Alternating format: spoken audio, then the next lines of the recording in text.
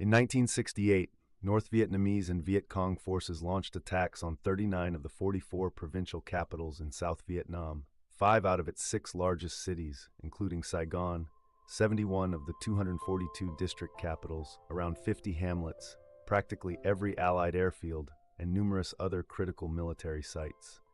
This offensive took the White House, MACV, and the American public by complete surprise. The shock was heightened by prior assurances from both the military and the Johnson administration that progress was being made in the war and that victory was on the horizon. Despite suffering significant tactical defeats during the fierce battles of 1968, the Tet Offensive resulted in a notable psychological victory, marking a pivotal moment in the war that catalyzed events leading to Richard Nixon's election, a lengthy and bloody U.S. withdrawal from Southeast Asia, and ultimately the collapse of South Vietnam. In examining Tet and its consequences, it's essential to first understand how the Communist offensive achieved such an astonishing surprise. U.S. military intelligence analysts were aware that the Communists were up to something. However, there were many signs indicating a significant shift in their strategy. One early warning came in March 1967, when South Vietnamese troops uncovered a document that mentioned a major direct assault on Saigon. In the months that followed, additional signs began to emerge. The first clues that the enemy might have something planned surfaced in April and May, when U.S. Marines engaged in intense battles with North Vietnamese troops in the hills surrounding the isolated base at Khe Sanh, near the Laotian border in I Corps. Around the same time, other North Vietnamese forces initiated several attempts to capture or destroy the Marine base at Con Thien, located just south of the DMZ. These encounters deviated from the usual pattern of enemy attacks, being more intense and prolonged. The reasons behind the enemy's escalation of combat in those specific areas would not become clear until much later. On October 16, 1967, ARVN units in the Mekong Delta uncovered a 3-page memo from the Regional Party Committee, dated September 2nd, that mentioned the Winter-Spring campaign and outlined plans for a new offensive. Then, on October 25th, ARVN troops in the Tay Ninh area seized another document detailing a 3-pronged assault aimed at defeating South Vietnamese forces, dismantling U.S. political and military institutions, and sparking a nationwide uprising among the masses. This planned offensive was referred to as TCK-TKN, or General Offensive General Uprising. Around the same time, ARVN forces also captured a document regarding sapper training and techniques designed for VC and PVN personnel to counter South Vietnamese mechanized units. On October 27th, the Communists launched an attack on Loc Ninh, a district capital in Binh Long province within 3 Corps. Uncharacteristically, they attempted to hold the town and faced heavy casualties when U.S. forces, backed by artillery and air support, pushed them out. Intelligence officers were baffled by the enemy's decision to stand and fight for an objective that seemed ultimately inconsequential. This confrontation marked the first instance of the Communists executing coordinated attacks with large units from various divisions. It would later be revealed that the VC had been honing urban assault tactics and large-scale coordinated maneuvers in preparation for the upcoming offensive. On November 4th, a U.S. patrol in the Central Highlands, southwest of Dak To, encountered a North Vietnamese main force unit entrenched on a hillside. Similar to the situation at Loc Ninh, the Communists chose to engage, deploying elements from the NVA 1st Division along with 2 additional regiments, resulting in a battle that lasted 2 weeks. The intensity and duration of the fighting at Dak Tak To deviated from the usual engagement patterns of Communist forces in the area. Alongside the assault on Loc Ninh and the fierce fighting at Dak To, there were additional signs indicating that something significant was unfolding. A surge of attacks in Dinh Thuong province, where the VC typically experimented with new tactics, raised eyebrows. Furthermore, intelligence reports suggested that Communist desertion rates had decreased, with several accounts attributing this to enemy morale improvement. Troops had seemingly been informed that victory was imminent and that the entire nation would soon be freed.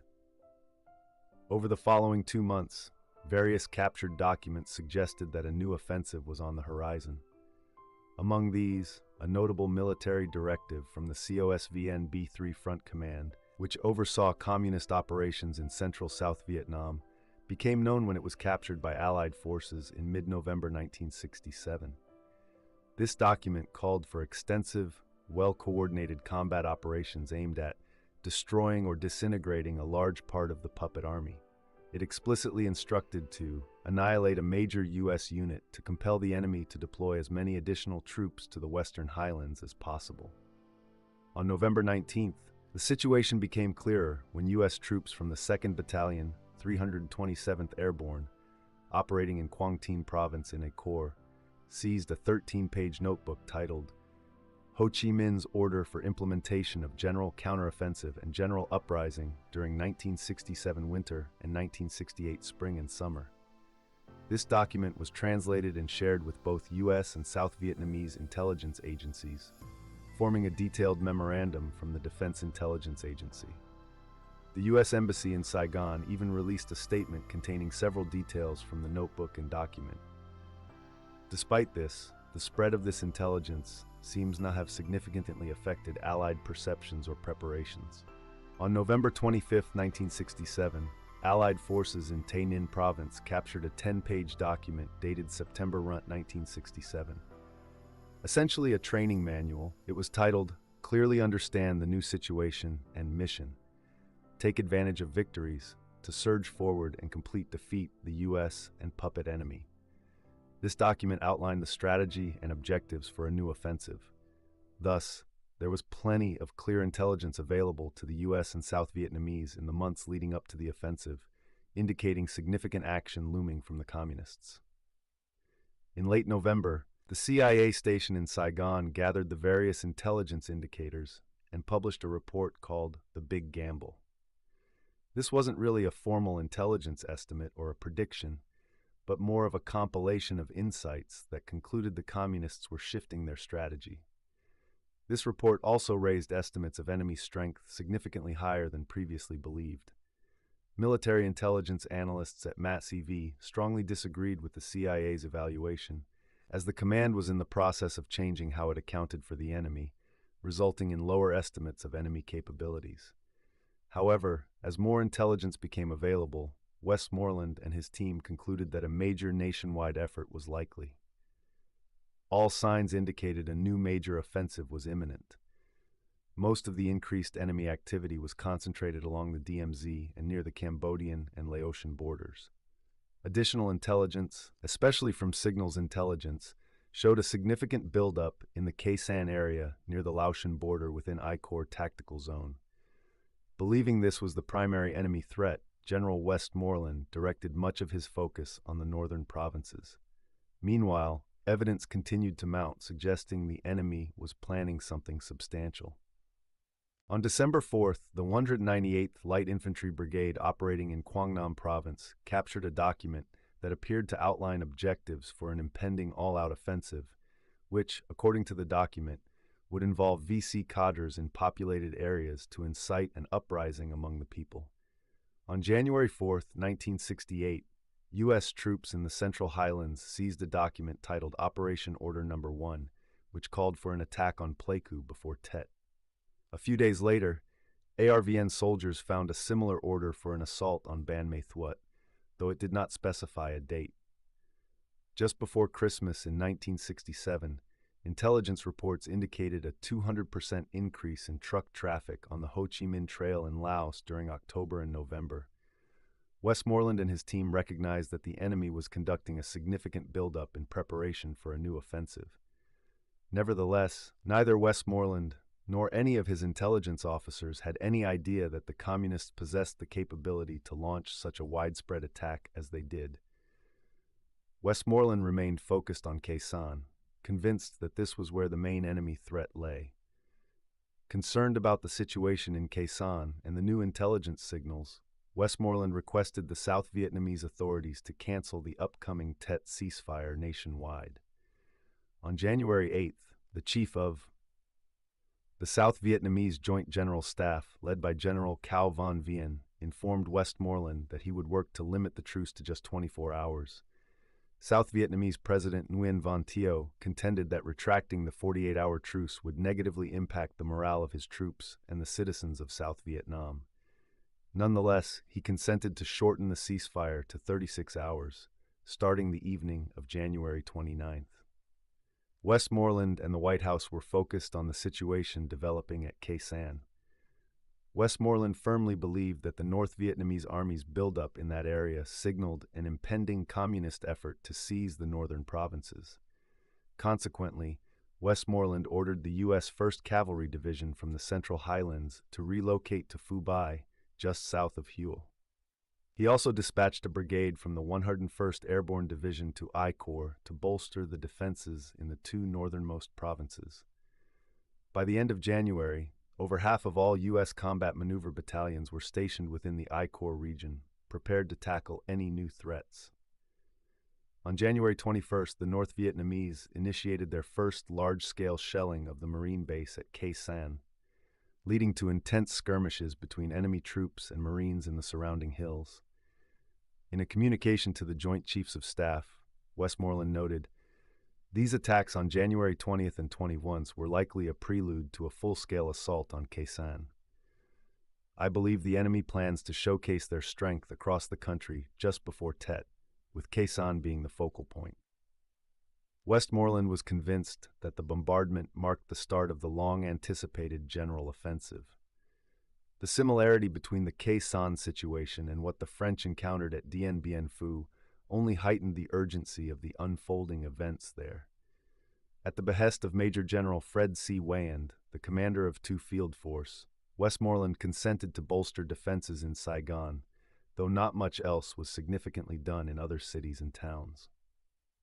Westmoreland had already decided, in his view, that the primary enemy advance would come from the north.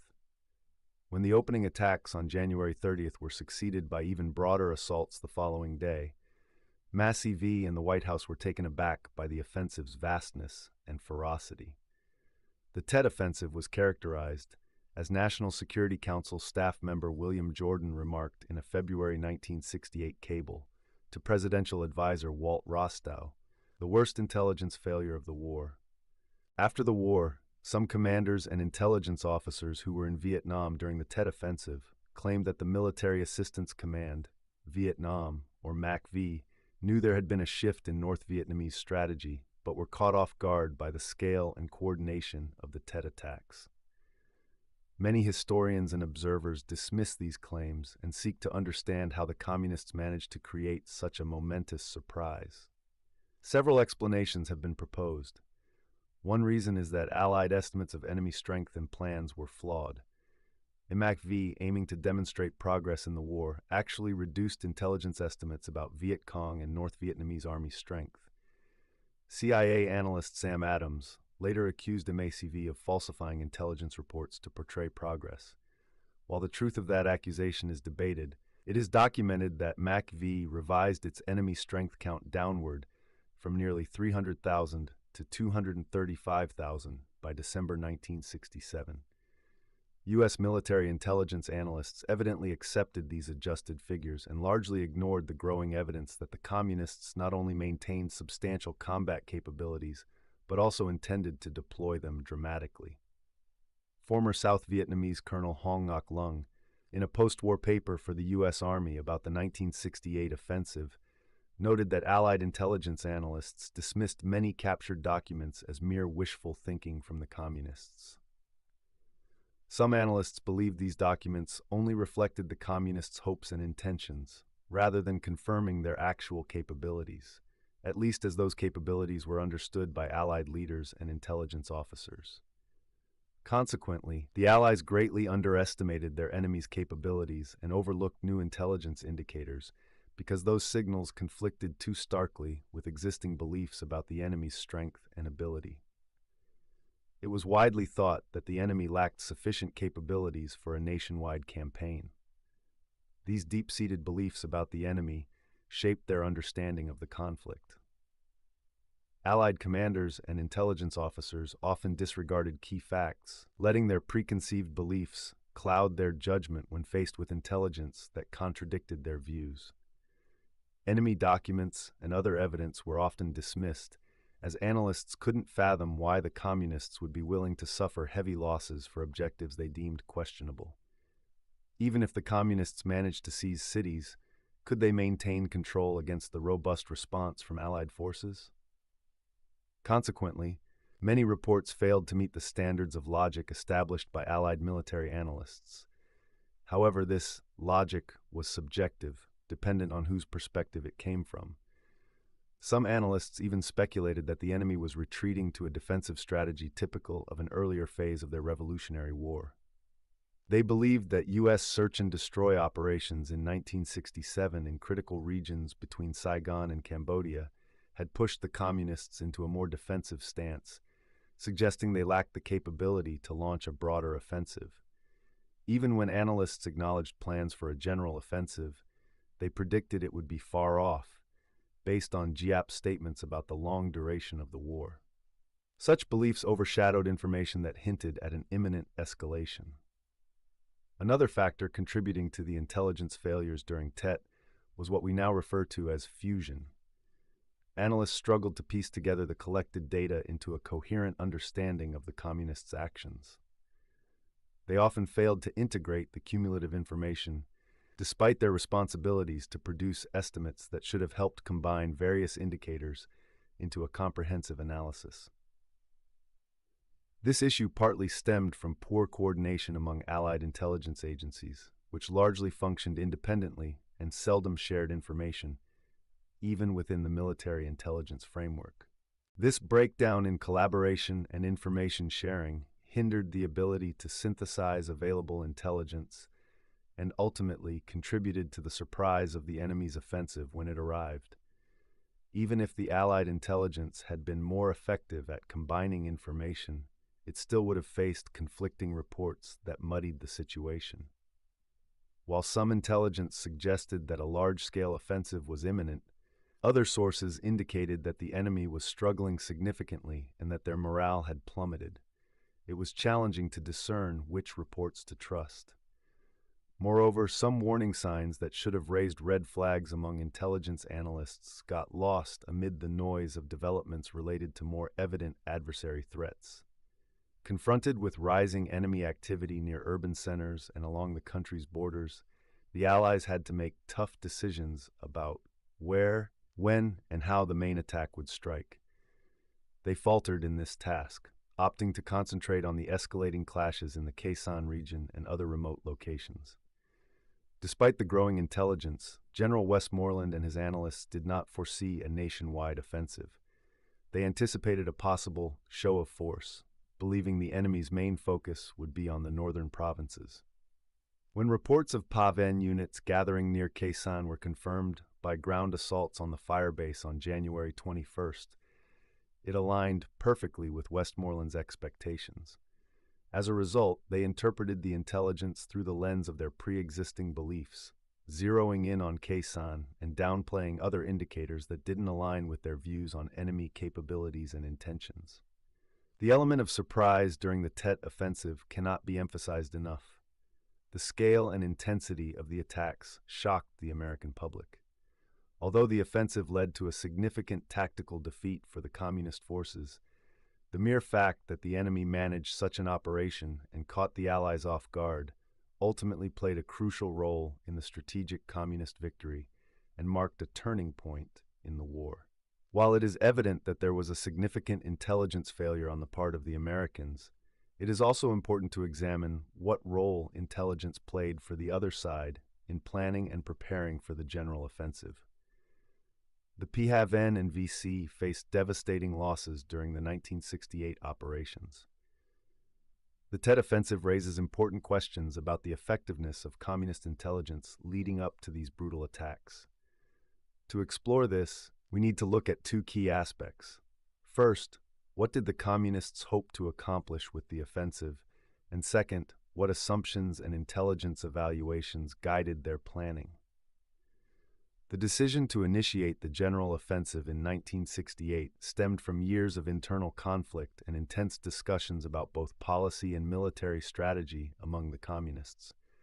While we can't delve into the full details of these debates, which largely revolved around the timing of shifting from a prolonged struggle to a more aggressive approach for winning the war, ultimately, the more cautious advocates for a drawn-out conflict were overruled by those pushing for a wide-scale offensive. According to the official history of the People's Army of Vietnam, the objectives of the General Offensive General Uprising included entirely destroying the main forces of the South Vietnamese Army, toppling the regime at all levels of administration, and transferring all governmental power to the people. They aimed to significantly diminish American military strength and wreck substantial amounts of military equipment to hinder U.S. forces from fulfilling their political and military goals. Another critical aim was to crush American resolve to continue its aggression, leading to a forced acceptance of defeat in South Vietnam and the cessation of hostile actions against North Vietnam. Despite facing serious challenges on the battlefield in 1966 and 1967, the Communists decided it was the right moment to launch the general offensive. This choice can be puzzling unless we factor in the Vietnamese communist ideology surrounding Coi Nhia. The Vietnamese concept of a general offensive, which aligns with Maoist principles emphasizing a prolonged struggle, was accelerated by the belief that a national uprising, or Coi Nhia, would support the offensive in achieving a decisive victory. Through Đao Tran, a dual approach of simultaneous military and political efforts, the revolutionary awareness of the people would be gradually heightened until it ultimately erupted in a burst of great spontaneous combustion.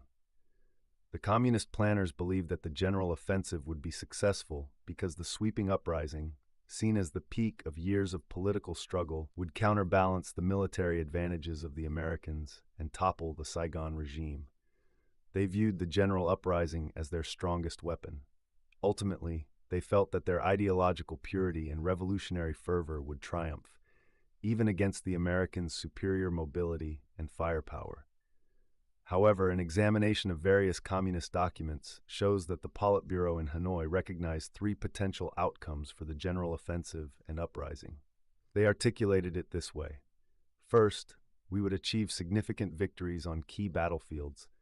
Our attacks and uprisings would succeed in major cities, and the American resolve to escalate aggression would be crushed, forcing them to come to the negotiating table under our terms. Second, even if we secured important victories in several areas, the enemy would still have forces remaining. Based on their substantial bases and reinforcements from outside, they would launch counterattacks to reclaim vital positions in major cities, especially Saigon, to continue the fight against us. Third, the United States might send in reinforcements, escalate the conflict to North Vietnam, Laos, and Cambodia, which would compel us to react and alter the dynamics of the war, aiming to break out of their current state of defeat. Having outlined these possible outcomes, the communist leadership let their revolutionary zeal overshadow sound military judgment and fell into a pattern of wishful thinking. As one participant later noted, they focused solely on one possibility, that the general offensive and uprising would undoubtedly secure victory, without planning for any changes or developments in the situation. Possibilities 2 and 3, as stated in their orders, were never brought to the table. Another Vietnamese commentator pointed out that the three outcomes were essentially just one possible reality. There were no provisions for what we would now refer to as branch plans. That same communist observer admitted, this oversight stemmed from our belief that launching a general offensive and uprising meant we had to achieve a decisive victory. Our error also lay in we had a misguided view of our situation, taking on an adversary with vast resources, which made any outcome possible, victory or temporary defeat. Yet in practice, the communists only planned for the best scenarios, ignoring other potential results. Considering the significant losses and the lack of tactical success during the offensive, it's clear that the communists shared some of the same mistakes as MACV in the lead-up to the offensive. In recent years, various unit histories, journal articles, and publications have shed light on the other side's pre-offensive planning. A look at these sources shows that the main errors in communist planning involved misjudging both their own capabilities and those of the enemy, inaccurate reporting, and the sway of ideology and wishful thinking over sound military judgment. Across all examined sources, there's overwhelming consensus that the communist assessment before launching the general offensive was deeply flawed. One journal article discussing the Tet Offensive in the Saigon Gia Dinh sector states that the Central Committee underestimated the capabilities of both the puppet army and government, the response from American military forces, and the strengths of their own political factions. The overestimation of their political forces was particularly critical because it meant the mass uprising they relied on to counterbalance American military advantages simply didn't happen. As a result, many of the attacks by the PAV-N and VC were already doomed before they began, often facing overwhelming American firepower. It's hard to comprehend how the communists, who had suffered greatly at the hands of the Americans in the prior 2 years, could misjudge the U.S. military's response. Perhaps their own ideological arrogance clouded their judgment. The communists' inability to accurately grasp the intelligence on the strengths and weaknesses of both American and South Vietnamese forces had disastrous consequences for the objectives set for their troops in the offensive. One document from the Ministry of Defense indicates that they established goals that didn't align with the actual conditions on the ground. At that time, Lieutenant Gen Tran Do, in a 1986 speech reflecting on the successes and failures of the Tet Offensive, claimed they had set unrealistic goals for Tet 1968. The author of a Vietnamese military history article is even more critical of the communist planners, arguing they lacked a true understanding of battlefield realities and the outcomes that followed. He pointedly remarked that if they had approached the situation with greater intelligence and evaluated it in a more practical and truthful way, their goals would have been more achievable. In the official history of the People's Army of Vietnam, the authors acknowledge, "We were subjective in our evaluation of the situation, especially regarding the strength of our political forces in urban areas. We underestimated the enemy's capabilities and reactions, setting our goals too high. We focused only on the potential for victory, failing to prepare for setbacks." Several documents highlight various reasons for this misguided assessment, but the most common explanation revolves around subjectivism. In Vietnamese terms, Chu Quan is the opposite of Khách Quan, which refers to objectivity. The definition of subjectivism highlights a philosophical approach that limits knowledge to what can be perceived through subjective standards. For the Tet Offensive, the communists had already predetermined their campaign's outcome based on their interpretation of subjective truths, disregarding any conflicting realities.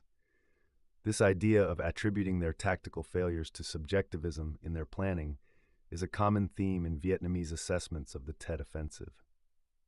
An official history of the war in eastern Cochin China concludes that the main mistake was their subjective assessment of the balance of forces, leading them to set overly ambitious goals and directing their entire force to capture cities while neglecting the importance of maintaining control over the rural countryside. A report on the Tet Offensive in the Tri Thien Hue area also recognized the influence of bias in planning the operation there. The report noted that we failed to recognize the enemy's stronghold within our own territory. This led to a subjective view that caused us to miss crucial measures and distance ourselves from the realities on the ground, preventing us from adapting our strategies effectively. It became evident that the communist planners shared the same fault as MACV, disregarding signs that contradicted their preconceived notions about achieving victory. This overly optimistic view of enemy strength stemmed from a mix of wishful thinking, collective assumptions, and arrogance.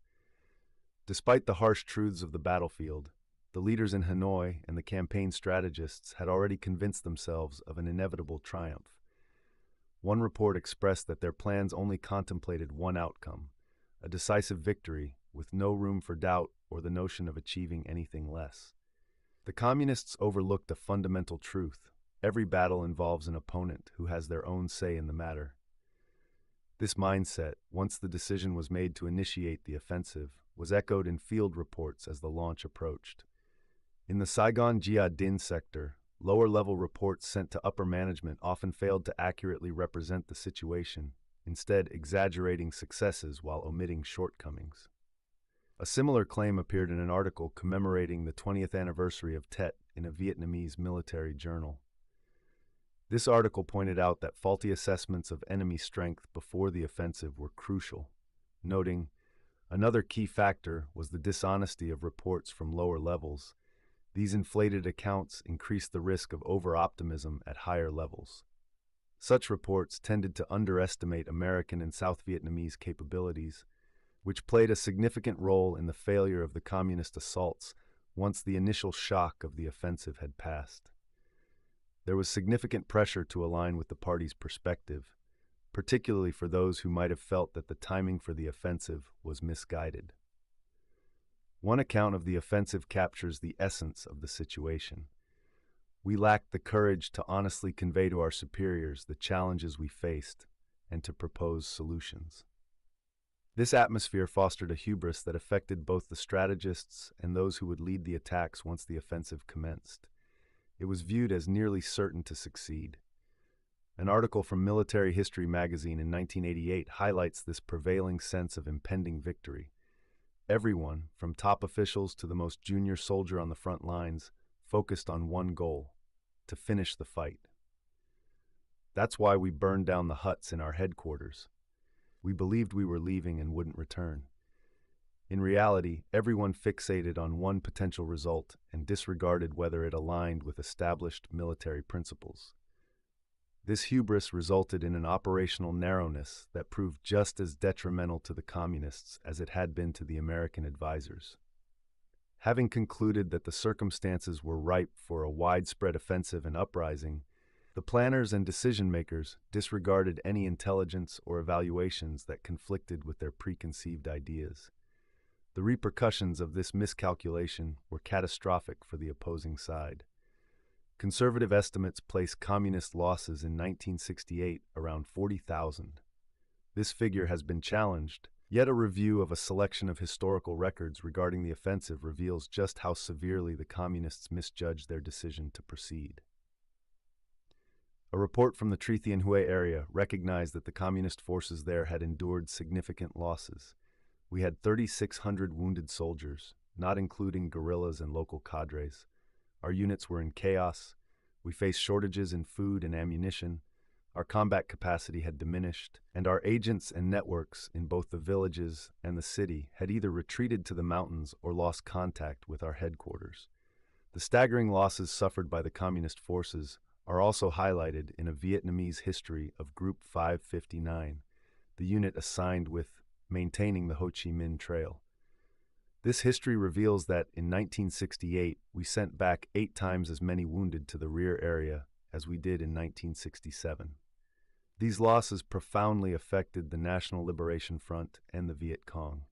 An official account of Military Region 9, which included what the NLF referred to as Western Nam Bo, or the Mekong Delta, describes the situation in late 1968 and early 1969 like this. Our main force units were seriously lacking personnel. Before the Tet Offensive, province units typically had 2 or 3 battalions, but now each province had just 1 battalion, with around 100 men in each. Previously, districts had full companies, with some even having 2 or 3, but now each district had only 1 company, made up of a few dozen cadre and soldiers, and some districts were down to just a platoon. An official account of Military Region 8, situated just south of Saigon, noted similar challenges after the offensive in late 1968. We took heavy losses and could no longer sustain a prolonged battle to defeat the enemy. Our civilian mass movement kept declining and weakening as each day passed. Our military command at all levels was confused and disorganized in their efforts.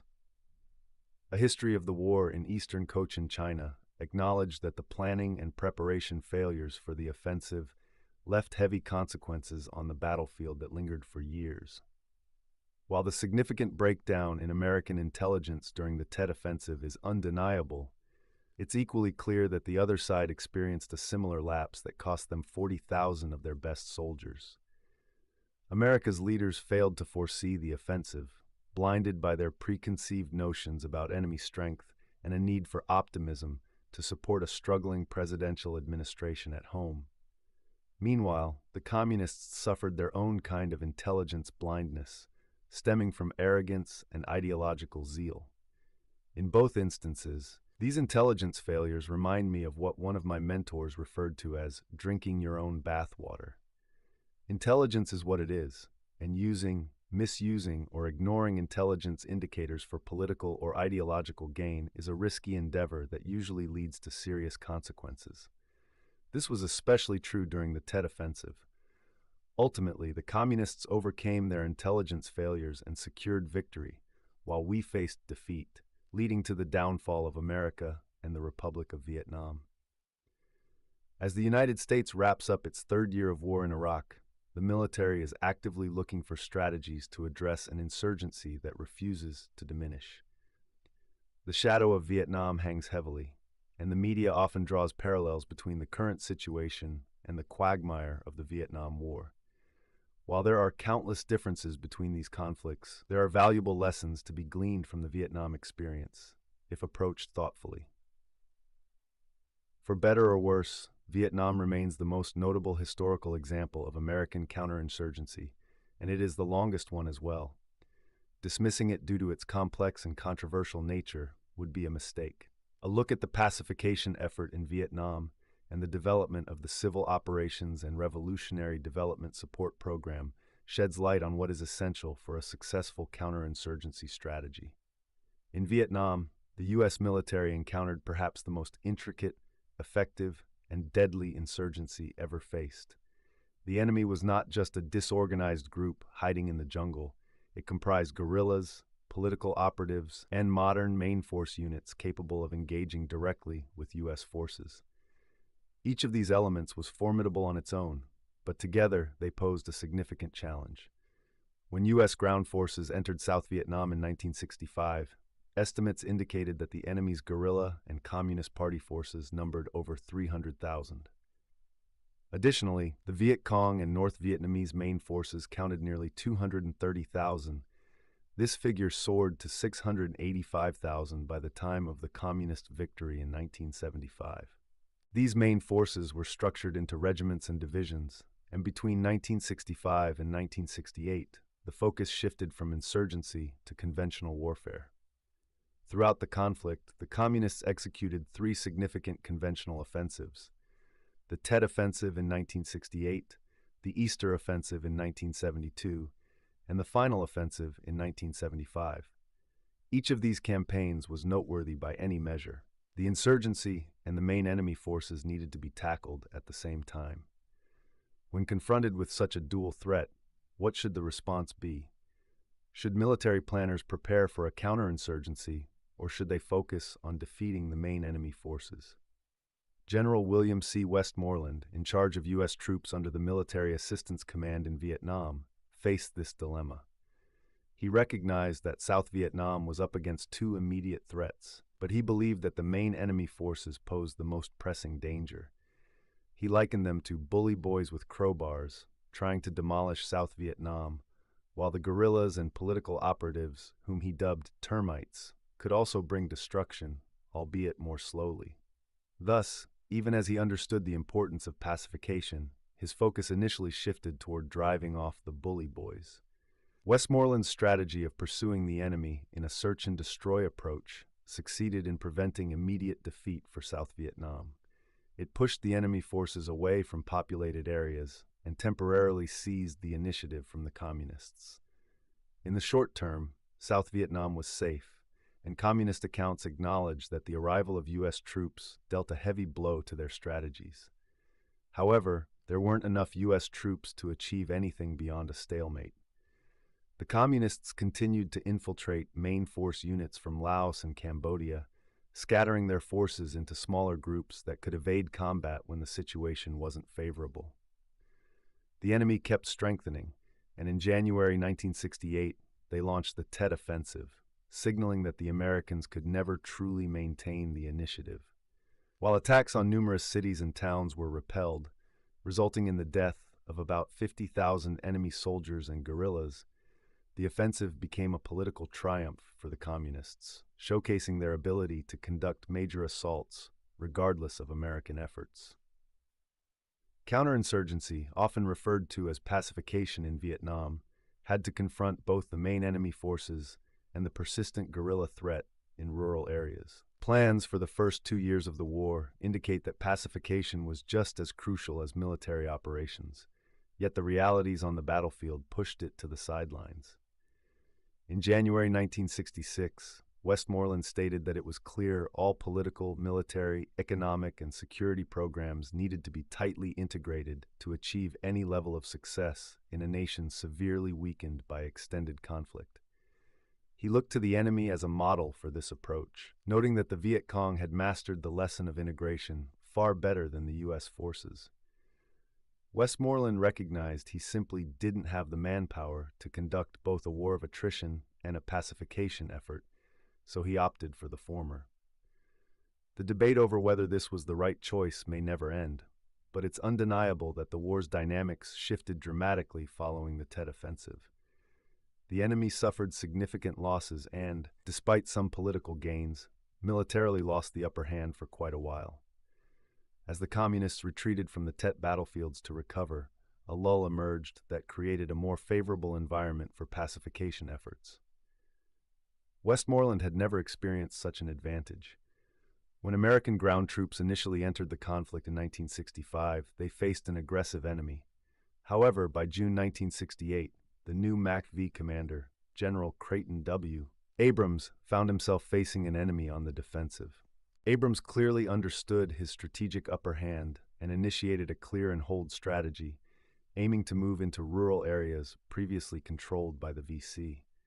A communist account of the war highlights that they failed to fully grasp the new tactics employed by the Allies and underestimated their capabilities, which slowed their response to the U.S. and South Vietnamese clear-and-hold efforts.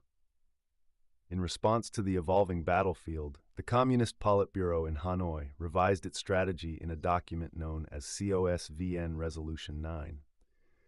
North Vietnam regarded its Tet Offensive and uprisings as a major success, believing it forced the enemies to adopt a more defensive and stagnant position, yet acknowledged the need for adjustments moving forward. Techniques were necessary to push the Americans out of the war. Instead of directly engaging U.S. troops, Resolution 9 instructed guerrilla forces to scatter and focus their efforts on disrupting pacification. The primary goal was to outlast the Allies with a clear aim. We must fight to compel the Americans to withdraw, bring about the collapse of their puppets, and achieve a decisive victory. The plan inherently called for a return to traditional hit-and-run tactics, moving away from large-scale battles. Between late 1968 and 1971, the struggle for hearts and minds intensified, allowing the government to make significant strides in pacifying rural areas. Historians and military experts still debate the effectiveness of Abrams' strategy compared to Westmoreland's, but it's clear that the two generals were contending with very different situations. There wasn't a singular right way to approach the conflict. The war was dynamic, with the enemy often controlling the pace. The successes in pacification under Abrams can be attributed largely to the diminished strength of the VC after the 1968 Tet Offensive. Yet, with U.S. President Richard Nixon's order to Vietnamize the war, the South Vietnamese were left to face both the main enemy forces and the communist guerrillas in the villages. Pacification alone was simply insufficient. Insurgencies are intricate and resist any attempts to simplify them. A counterinsurgent strategy relies greatly on their organization and chosen methods of engagement. The enemy remains unpredictable, and each circumstance will vary. However, when an insurgency is reduced to its core components, certain fundamental aspects emerge that are vital for any counterinsurgency effort. Security forces must be ready to use military action to protect the population from the enemy. It would be incorrect to assert that large-scale operations play no role in counterinsurgency. The major campaigns of 1965 and 1966 prevented the communists from achieving a swift victory and provided the South Vietnamese the opportunity to begin pacifying the countryside. Without the security provided by military force, pacification efforts cannot even commence.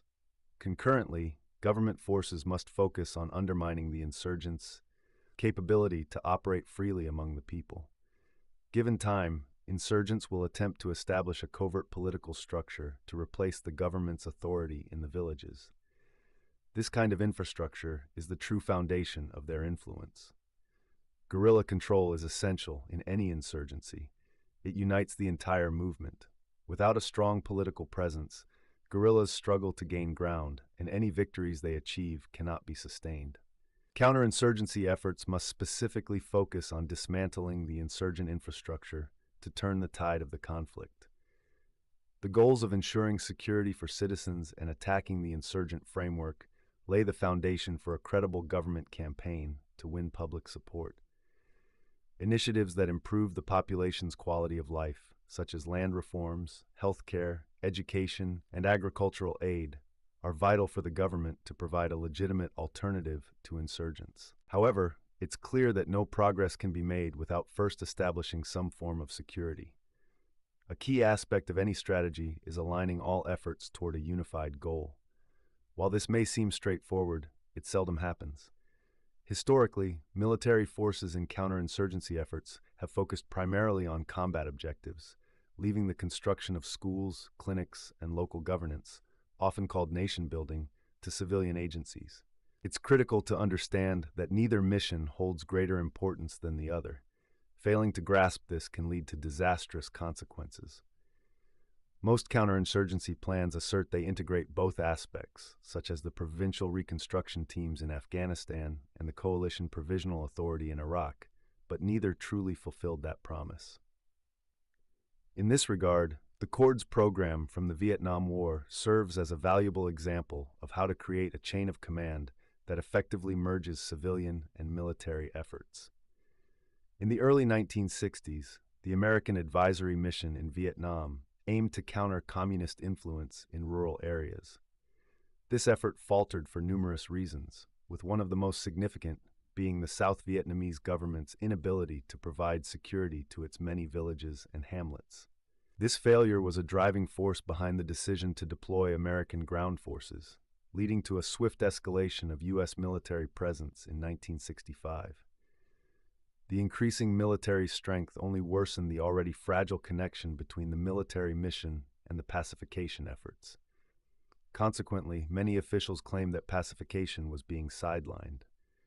By early 1965, the U.S. approach to pacification involved various civilian agencies, with the CIA, USAID, the U.S. Information Service, and the State Department being the most significant players. Each agency rolled out its own programs, coordinated through the American Embassy. On the military front, the swift rise in troop numbers led to a corresponding boost in the number of advisors.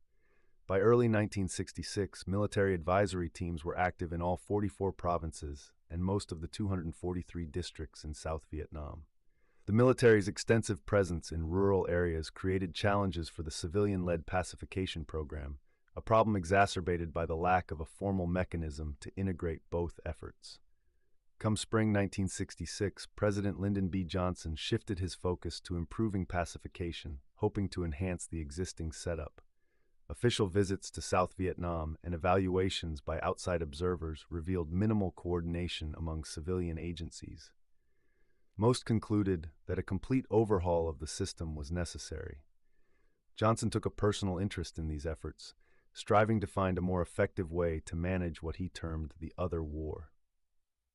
American Ambassador Henry Cabot Lodge was granted written authority by the President to take full responsibility for the advisory mission in Vietnam, allowing him to exercise command and control as he deemed fit.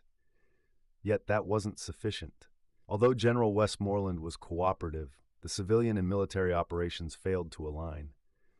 After visiting South Vietnam in November 1965, Secretary of Defense Robert S. McNamara expressed concern to Westmoreland, saying, "I don't think we have done a thing we can point to that has been effective in 5 years. I ask you to show me one area in this country that we have pacified." McNamara's comments fueled prompt action. In January 1966, representatives from Washington's agencies involved in the war gathered with the U.S. mission in Saigon for a conference in Virginia. In the discussions that followed, participants recognized that merely depending on the ambassador and the MAS-EV commander was inadequate. Working things out wouldn't guarantee cooperation in pacification. A unified civil-military approach was essential for success, but the conference concluded without a solid plan. Although Johnson was frustrated with the slow progress and resistance to change, the embassy in Saigon was determined to keep its authority over pacification. In February 1966, during a summit in Honolulu with South Vietnamese President Nguyen Van Thieu and Premier Nguyen Cao Ky, Johnson pushed for a strategy where the South Vietnamese army would handle area security, which would allow U.S. forces to focus mainly on locating enemy main forces. He also insisted on better American coordination in the pacification effort and envisioned a single leader to oversee the entire program. In April, he tasked Robert W. Comer, a trusted member of the National Security Council, with finding a solution, granting him direct access to the White House, a significant advantage that was formalized. This authority empowered Comer to bring difficult officials in line. Following that, a series of actions unfolded rapidly. In August 1966, Comer wrote a paper titled Giving a New Thrust to Pacification, Analysis, Concept, and Management, where he dissected the pacification issue into three components, arguing that they must work together. The first component was security, aimed at keeping major forces away from the civilian population. Next, he emphasized the need to break the communists' influence through anti-infrastructure operations and initiatives designed to regain public support. The third component highlighted the idea of mass. In essence, pacification had to be a large-scale endeavor. Only through a truly significant effort could a meaningful shift occur, which was necessary for Johnson to maintain public backing for the war. Interestingly, it was Westmoreland who brought this issue to light. Contrary to what many believed, the MACV commander recognized the importance of pacification and, like a savvy politician, figured it would be better to have control over the mission rather than letting it fall outside his purview. On October 6, 1966, despite his staff's objections, he told Comer, "I'm not seeking the responsibility, but I believe that my headquarters could handle it effectively." Comer advocated for a more streamlined approach, believing it could fulfill its crucial role more effectively than the existing complicated setup.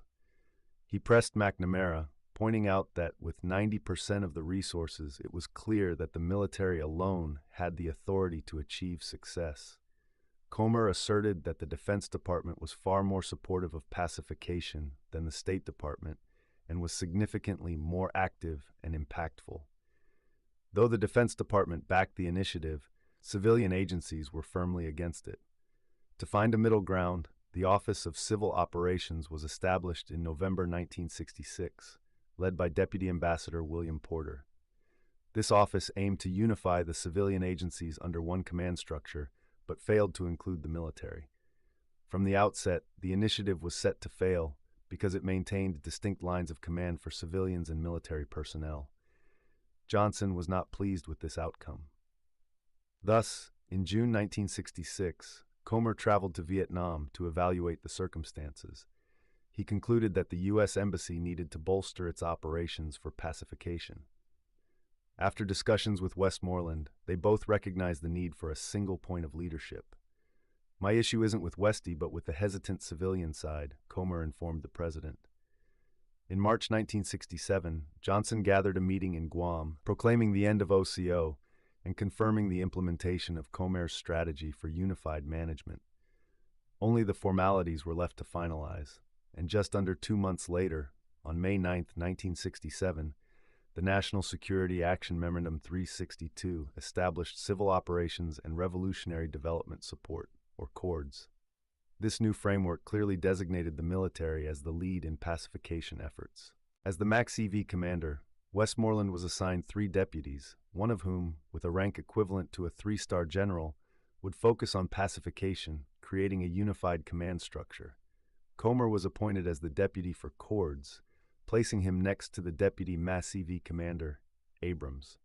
Additionally, various civilian roles and agencies were integrated into the military command, along with an assistant chief of staff for CORDS aligning with traditional military staff. For the first time, civilians worked within a wartime command, overseeing military personnel and resources. CORDS was set into motion immediately. The new setup created a pressing need to make pacification effective in rural areas. The organization didn't resolve all issues right away, and things weren't always straightforward. Initially, Comer sought to consolidate power within his office, but Westmoreland made it clear that his military deputies wielded more power and handled various responsibilities, while Comer was limited to authority over pacification. Moreover, Westmoreland curtailed Comer's direct line to the White House, insisting that the chain of command be respected. Westmoreland kept a close eye on Cords, leading Comer to voice doubts about whether he had Westmoreland's complete trust and confidence. Despite few disagreements, the relationship between the MACV commander and his new deputy grew close and respectful, setting the new initiative on a positive path. Time played a vital role, as Comer's assertiveness and Westmoreland's growing trust in his civilian subordinates helped navigate many potential hurdles. One analysis noted that Westmoreland's flexibility, combined with Comer's knack for leveraging it without an intervening command layer, allowed for a unique and innovative program within what might have been a rigid military framework. Under the new organization, nearly all pacification efforts came under Cords.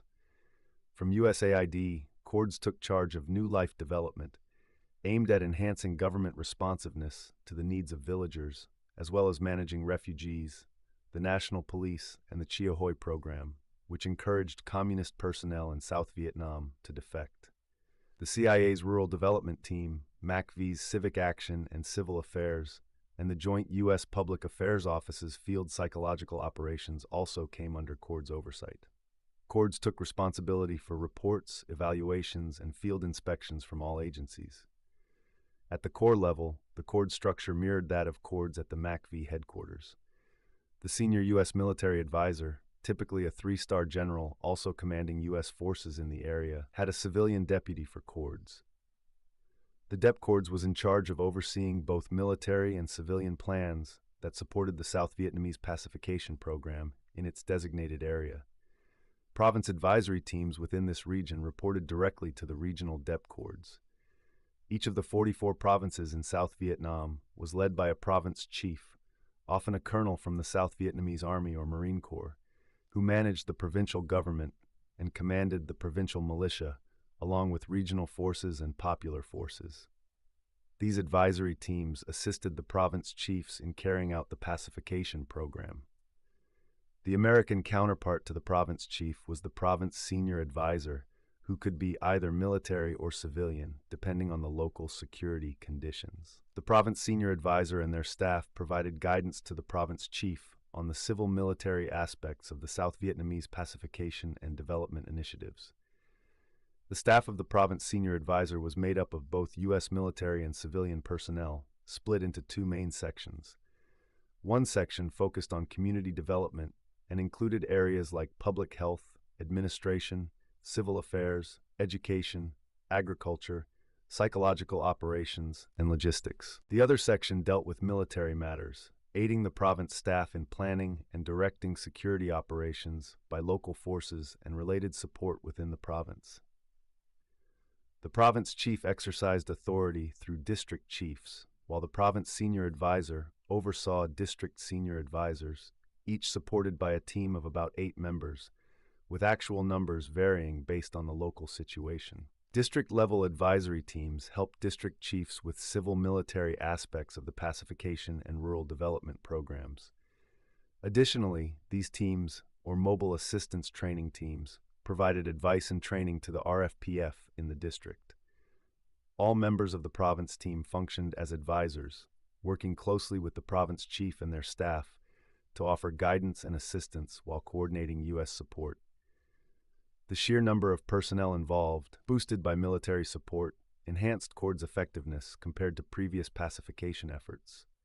In early 1966, around 1,000 U.S. advisors participated in pacification. By September 1969, at the peak of the pacification effort, there were 7,601 advisors assigned to province and district teams. Among them, 6,464 were military personnel, with 95% coming from the Army. Cords demonstrated a remarkable ability to deliver manpower, funding, and supplies to the countryside where they were needed most. Some numbers highlight this achievement. From 1966 to 1970, spending on pacification and economic programs increased from $582 million to $1.5 billion. Support to the South Vietnamese National Police allowed their total paramilitary strength to rise from 60,000 in 1967 to over 120,000 by 1971. Assistance to the RFPF increased dramatically from just $300,000 annually in 1966 to more than $1.5 million by 1971, resulting in a strength increase of over 50%. By 1971, the total militia strength reached around 500,000, representing about 50% of the overall South Vietnamese military. The number of advisors grew accordingly. There were 108 U.S. advisors with the militia in 1967, compared to 2,243 in 1969. The enemy perceived this buildup as a significant threat to their control in the countryside, and sources from the communist side regularly highlighted the need for attacks as a key part of their strategy. What impact did all of this have on security? While numbers alone don't ensure successful pacification, they certainly mark progress. By deploying so many personnel in the villages, the Allies could consistently engage the guerrillas, leading to notable gains by 1970. Although pacification statistics can be complex and sometimes misleading, they suggest that cords had an effect on the insurgency. For instance, by early 1970, about 93% of South Vietnamese were living in relatively secure villages, a rise of almost 20% from mid-1968, which was marked by the Tet Offensive. Inside cords, there were numerous programs aimed at strengthening South Vietnamese influence in rural areas, but security was still the top priority. The success of pacification hinged on its ability to undermine the insurgents' hold on the population. Military operations aimed to keep enemy forces and guerrillas as distant from the people as possible. However, the communist presence in the villages extended beyond just military, as cadres managed the Viet Cong infrastructure and aimed to establish a communist shadow government that could overshadow the Saigon regime's authority. In 1960, when Hanoi established the Viet Cong movement, known officially as the National Liberation Front, the VCI cadre emerged as its key element. These cadre were the foundation of the revolution, enabling the communists to expand their influence across South Vietnam. Although they didn't wear uniforms, their role in the armed struggle was as vital as that of any guerrilla with an AK-47. The cadre extended the VCI's reach from regional hubs down to nearly every village in the country. A common tactic was to assassinate local government officials, serving as a grim reminder to others to stay away. The early success of the Viet Cong can be attributed to the VCI cadre, which had grown to between 70,000 and 100,000 by 1967. The structure of the VCI was straightforward. Nearly every village hosted a cell comprising a Communist Party secretary, a finance and supply unit, and branches for information, culture, social welfare, and recruitment. Each group was linked in a command hierarchy, with village cadre reporting to district leaders, then to provincial authorities, and ultimately to regional commands that followed directives from Hanoi. The communists strengthened their grip in rural areas using a mix of incentives and intimidation. The VCI offered medical care, education, and justice, along with a heavy dose of propaganda, all supported by the threats from VC guerrillas. They effectively unleashed a terror campaign targeting specific village officials to persuade neutral parties that aligning with the revolution was the best move. Essentially, the VCI served as the communist alternative to the South Vietnamese government. Conversely, the South Vietnamese government struggled to maintain a presence in the villages. When they did establish a foothold, the lack of a permanent armed force meant officials could usually only make daytime visits. Unfortunately, in the early years of the insurgency, from 1960 to 1963, both the South Vietnamese and their American advisors failed to grasp the significance of the VCI. They focused their efforts on combating the guerrillas, who ironically gained strength from the very influence of the VCI. The VCI represented a critical center of gravity. By 1965, when the United States deployed ground troops to South Vietnam, the situation had already evolved significantly. The strength of the communists grew rapidly. prompting Westmoreland to prioritize the threat from their main forces and push pacification efforts to the background. The U.S. didn't completely overlook the Viet Cong infrastructure, VCI. In fact, as early as 1964, the CIA deployed counter-terror teams to locate and eliminate cadres hiding in villages. However, the CIA had only a handful of Americans assigned to this mission, far too few to make a significant impact on the tens of thousands within the VCI. The launch of CORDS changed this situation, leading to the development of anti-infrastructure operations. In July 1967, the Intelligence Coordination and Exploitation Program, or ISEX, was established. This program served as a hub for gathering information on the VCI, which was then shared with district advisors. Unfortunately, due to the limited anti-VCI efforts during the initial 3 years of the war, there wasn't much intelligence to start with. A few organizations, such as the RFPF, lived in the villages to gather information, but their primary focus was on security rather than intelligence collection. By December 1967, ISEX received renewed focus and was renamed Phoenix. The South Vietnamese counterpart was called Phung Hoang, named after a mythical bird symbolizing prosperity and good luck.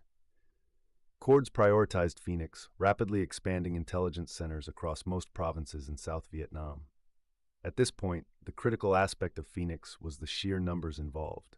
CORDS broadened the U.S. Advisory Initiative, benefiting the Phoenix program.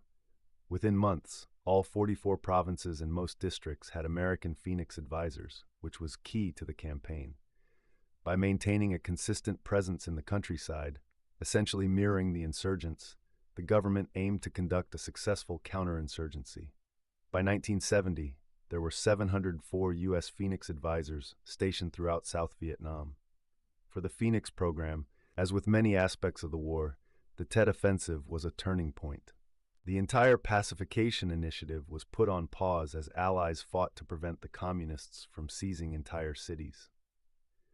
If there was any uncertainty previously, Tet underscored the vital role of the VCI in the insurgency, as these covert cadres facilitated the guerrillas and ensured that supplies and reinforcements were accessible to support the offensive. Conversely, the failure of the attacks exposed the VCI and left it vulnerable, leading to increased anti-infrastructure operations, became a key element of the pacification program. In July 1968, after the enemy offensive had lost much of its momentum, the Allies initiated the Accelerated Pacification Campaign, or APC. This campaign aimed to redirect resources toward pacification, seizing the moment of diminishing communist strength following the Tet Offensive. With enemy forces recovering, they were less capable of disrupting peace efforts in the villages. Under the APC, Phoenix focused on 4 key strategies against the VCI. First, decentralizing the existing command and control system, shifting most responsibilities to provinces and districts. This involved setting up intelligence and interrogation centers, known as District Intelligence and Operations Coordinating Centers, or DIOCCs, in areas where the VCI operated. Second, creating files and dossiers on suspects while stressing the importance of neutralizing VCI members through capturing, converting, or killing them. Third, implementing rules for the trial and imprisonment of suspected VCI operatives. Finally, prioritizing local militia and police as the primary forces for the program, rather than relying solely on military action. This was crucial because while military forces could engage the VCI, they had other urgent responsibilities, and operations targeting infrastructure often took a back seat. Thus, the program focused on local forces that could effectively pursue the VCI, mainly the RFPF militia, the National Police, and provincial reconnaissance units. The RFPF were locally recruited and well-suited for anti-VCI missions, as they resided in the villages.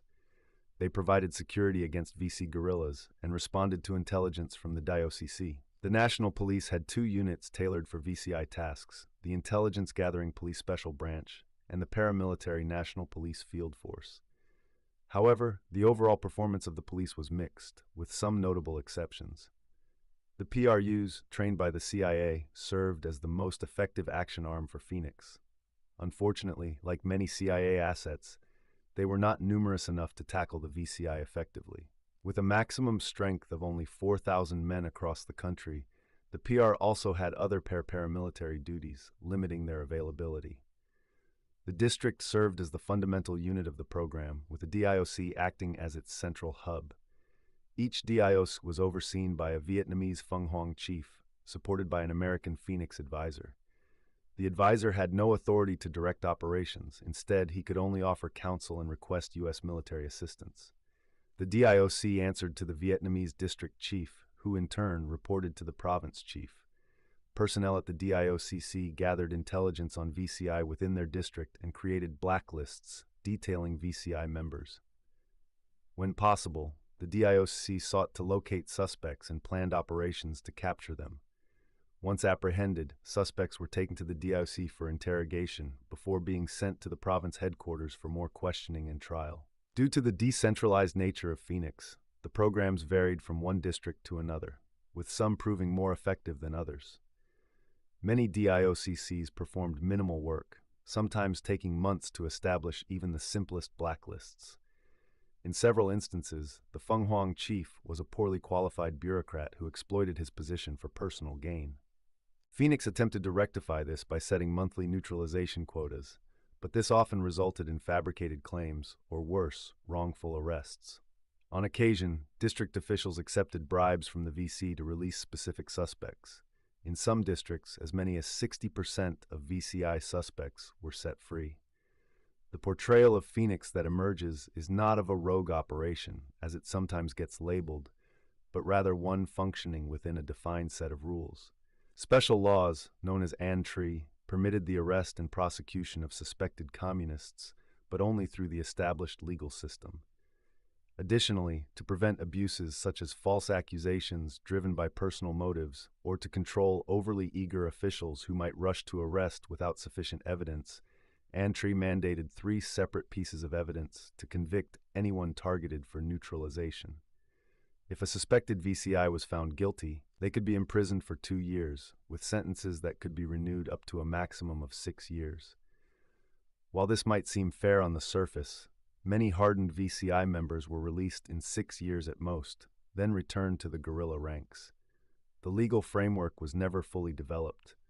The U.S. faces a similar issue today, with accused terrorists held at Guantanamo Bay and in other facilities existing in a murky middle ground that policymakers and the legal system have yet to effectively address. An assassination bureau? From 1968 to 1972, the Phoenix program neutralized 81,740 Viet Cong, with 26,369 reported killed. This significantly impacted the Viet Cong infrastructure, or VCI, and from 1969 to 1971, the program effectively dismantled the VCI in several key areas. However, these figures have led some to label Phoenix as an assassination initiative. While there were indeed fatalities, over 2/3 of the neutralized Viet Cong were actually captured rather than killed. Capturing them was crucial for Phoenix to gather the intelligence required to apprehend even more Viet Cong. There were abuses, including instances of torture, which U.S. advisors often struggled to prevent, but most understood that dead Viet Cong couldn't lead them to the living ones. Phoenix faced accusations of sometimes targeting civilians, as the VCI did not wear military attire. Nonetheless, the VCI was an essential and indeed critical part of the insurgency, making them legitimate targets. We as Americans could have better communicated this to our critics. Were we outsourcing the dirty work? Another criticism suggested that Phoenix depended on other units to eliminate the VCI. Of the 26,000 VCI killed, 87% lost their lives due to operations carried out by conventional forces. So how effective was Phoenix if it was responsible for only 13% of those killed? A follow-up study revealed that merely 20% of neutralizations, whether killed or captured, stemmed from Phoenix resources, with the majority occurring during sweeps by regular units or the RFPF. However, these claims are nearly irrelevant. The direct actions were taken by the conventional forces, while RFPF was just one part of the operation. The essential takeaway is that 26,000 VCI were permanently removed, regardless of who executed the action. Statistics also posed challenges. In the initial 2 years of Phoenix, each province received a monthly target for neutralizing Viet Cong based on the local infrastructure's size. These targets were often unrealistic and led to false reporting or the detention of innocent individuals who had crossed paths with South Vietnamese officials. In 1969, the quotas were reduced, and thereafter, only those Viet Cong who were convicted in court could be counted in the total. Further critics pointed out that Phoenix primarily captured middle and low-level Viet Cong, while the senior leadership managed to avoid capture. In reality, back in 1968, before the VCI adjusted to Phoenix's aggressive tactics, around 13% of neutralizations were of district-level or higher cadres. In 1970 and 1971, the figure fell to about 3%. However, this decline hides two positive outcomes. Due to the Phoenix program, high-ranking Viet Cong were forced to relocate to safer areas, which distanced them from the populace, complicating their control over village communities. Moreover, by targeting mid-level Viet Cong, Phoenix managed to sever the connection between the people and the party-level leaders who were calling the shots, delivering a significant blow to the Viet Cong infrastructure. Ultimately, targeting the Viet Cong infrastructure wasn't as daunting as it might seem. Although it was a secret organization, the VCI had to integrate within the population to operate effectively, which left them exposed. While guerrillas could easily disappear into the jungle, the VCI had to maintain a presence among the people. Despite not achieving total success, anti-infrastructure efforts posed a real challenge for the enemy, prompting them to take extreme measures to mitigate the impact. By 1970, communist strategies consistently highlighted the importance of disrupting the government's pacification program and specifically aimed at Phoenix officials. District and village leaders became targets for VC assassination as the communists sought to regain control over territories they 1969 and 1970. Ironically, the VC engaged in the same assassinations that critics accused Phoenix of conducting. They even established quotas. For instance, in 1970, communist leaders near Da Nang directed VC assassins to kill 1,400 persons labeled as government tyrants and to annihilate anyone associated with the pacification efforts. While the anti-infrastructure initiative did not completely dismantle the VCI, it likely impeded their progress when combined with other pacification efforts. In Vietnam's unique blend of guerrilla and conventional warfare, this alone wasn't enough to secure victory, but it's evident that without Phoenix, pacification efforts would have faced far greater challenges. Post-war communist narratives support this view. In Vietnam, A History, Stanley Carnot cites North Vietnamese Deputy Commander Lelt Gen Tran Do, who referred to Phoenix as extremely destructive. Former Viet Cong Minister of Justice Truong Nhu Tang reflected in his memoirs that Phoenix was dangerously effective, and noted that in Hue Nghia province, west of Saigon, the front infrastructure was virtually eliminated. Thach, who served as Vietnam's foreign minister after the war, stated that we had numerous weaknesses in the South due to Phoenix. The political infrastructure is the cornerstone of nearly all insurgencies, making it a top priority for counterinsurgents right from the start. In Vietnam, the Allies were confronted with an insurgency that balanced political and military strategies, but before the Tet Offensive drained the Communists enough to focus on both large-scale combat and pacification, it was challenging to prioritize operations against the infrastructure.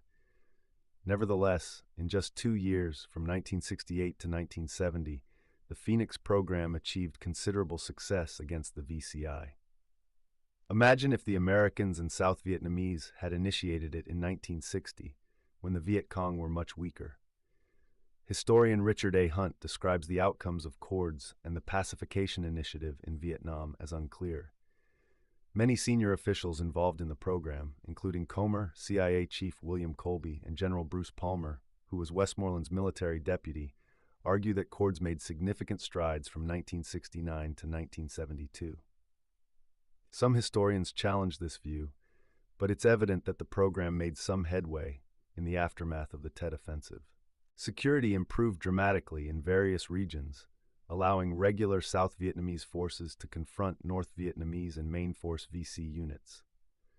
The program also reinforced Saigon's influence and bolstered the government's credibility among the South Vietnamese citizens. Evidence suggests that one reason Hanoi launched a substantial offensive in 1972 was to counteract the advancements South Vietnam had made in both pacification and diminishing the VCI. Ultimately, however, those gains turned out to be insignificant.